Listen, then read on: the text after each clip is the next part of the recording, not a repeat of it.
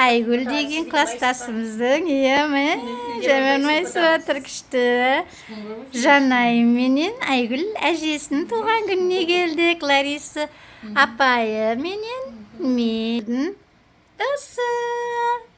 Туған күнге келдік Жанайым менен. Жанайым 2-ге толды, әжесі 60-ға толды. Мә, 2-ге толды көрсетіп өтіп. 2 көрсет, 2. Ал 2 сөйсең, 2-ге толған екен ғой. Ой.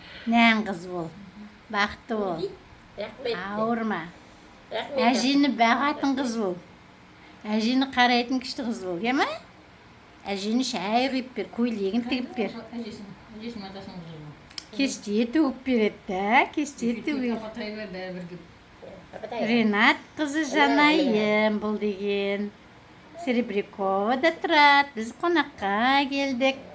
Бізге күшті манты пісіріп толтырып қойған екен. Жарты мантыны мен жедім. Ларисадан тамақ ішкен жоқ. Ашпейтін апай дүкенде өзі тойып жүретін сияқты дүкендегісін. Иә, Саят деген балдар болды, Саид деген балдар болды. Жаңа кетіп қалды. Ол жігіттерді Ренат папасы телефонмен алдап алып кетті. Мен осылай қонақта отырмын. Өте күшті өтіп жатыр қонақтығымыз, 60 жылдығымыз. 25 май еді бұл қыздың туған күні. Келген қонақпын. Жанайым тағы бір қызымыз келе алмай қалды. Иә, ол апай келем деп. Ол да өзі келе жатар, келсе келе. Апсқа туғаны бар, тілең ағайын тумалармен жасар отыр. Жақсы.